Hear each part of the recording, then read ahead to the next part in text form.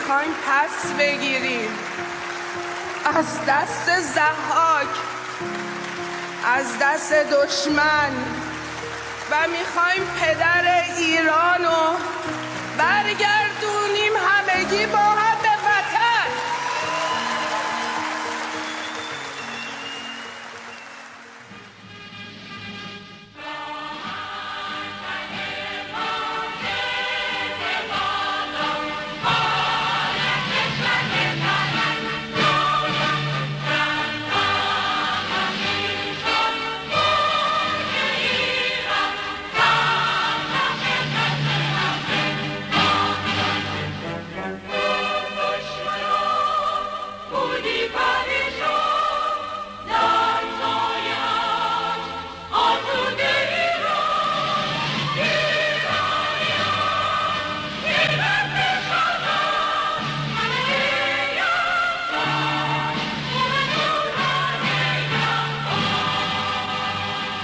پروژه شکوفایی ایران، دفترچه مرحله اضطراری، قسمت 4.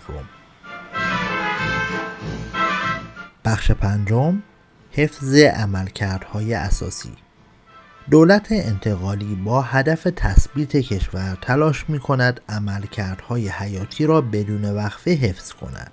این برنامه راهبردهای 6 ماه نخست را برای حفظ ثبات اجتماعی در هر دو بخش دولتی و خصوصی تشریح می‌کند.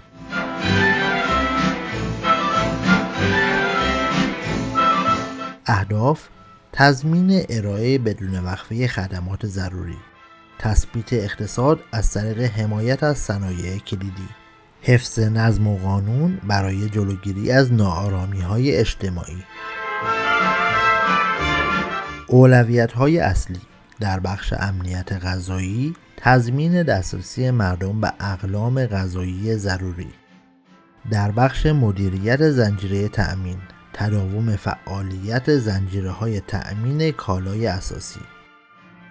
در بخش پایداری زیرساخت‌ها، حفظ عملکرد سامانه‌های حمل و نقل و خدمات شهری مانند برق و آب. در بخش سلامت عمومی، استمرار خدمات بهداشتی و درمانی برای مدیریت بحران‌های سلامت. در بخش ثبات اقتصادی، حفظ سطح تولید و مشارکت اقتصادی.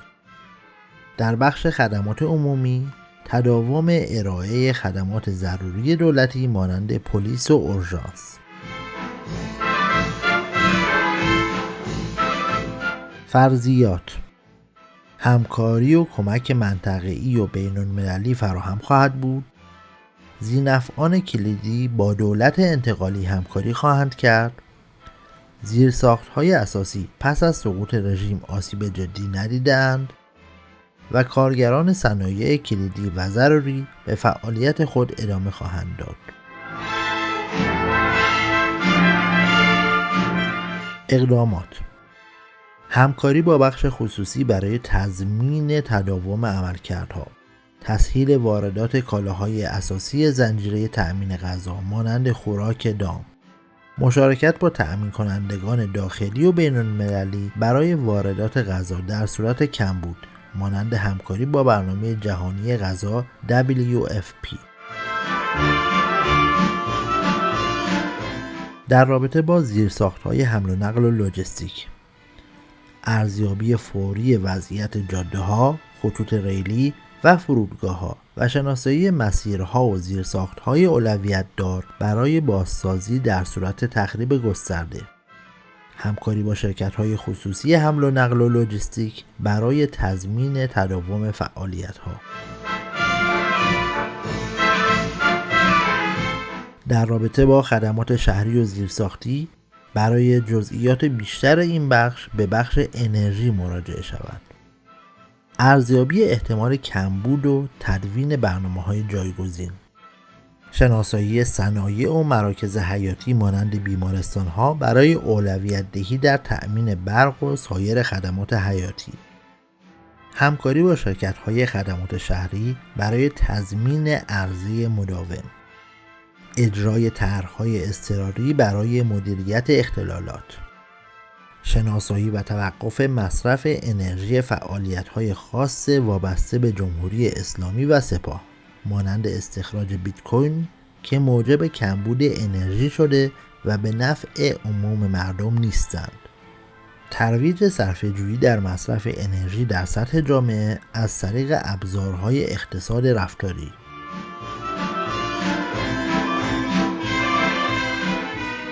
در مورد خدمات بهداشتی برای جزئیات بیشتر به بخش سلامت مراجعه شود.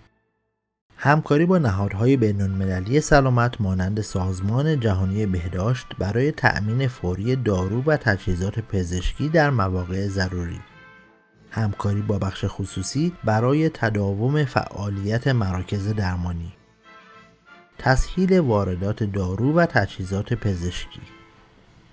در صورت نیاز اجرای نظام سهمیه بندی برای داروهای غیر ضروری. ارزیابی کمبودهای فعلی و احتمالی دارو و برنامه‌ریزی برای واردات و مدیریت بحران.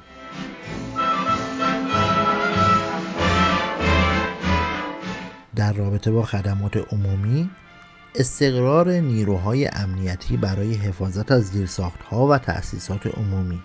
حفظ ارتباط با دولت‌های محلی برای اطمینان از استمرار خدمات. تشکیل تیم واکنش سریع برای رسیدگی به شکایات عمومی و وضعیت‌های اضطراری. ارزیابی احتمال اعتصاب نیروهای وفادار به جمهوری اسلامی در بخش‌های خدمات عمومی و دولتی و تدوین طرح‌های جایگزین برای کاهش اختلال.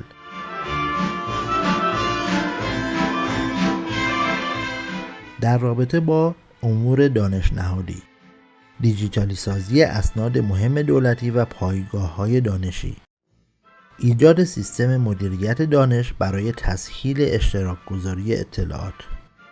حفظ و استفاده از نیروهای با تجربه در نهادهای دولتی برای آموزش نسل جدید از طریق کارگاه‌ها، برنامه‌های آموزشی و اقدامات مشابه.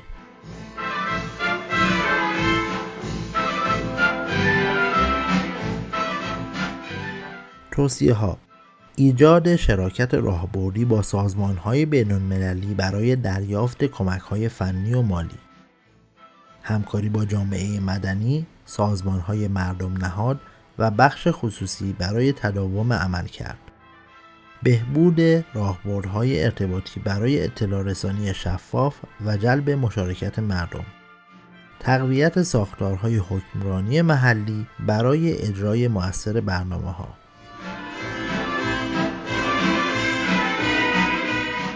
نتایج مورد انتظار: دسترسی پایدار به غذا، حمل و نقل، خدمات عمومی و زیرساخت‌ها.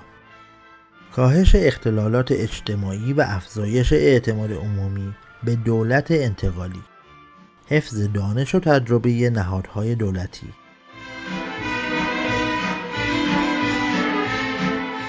روش‌های نظارت و ارزیابی. تشکیل کمیته نظارت برای پیگیری عملکردهای اساسی. استفاده از شاخص‌هایی مانند اختلالات زنجیره تأمین، تغییرات در کمبود مواد غذایی و سطح رضایت عمومی برای سنجش پیشرفت. انجام ارزیابی‌های منظم برای اصلاح و بروزرسانی برنامه‌ها.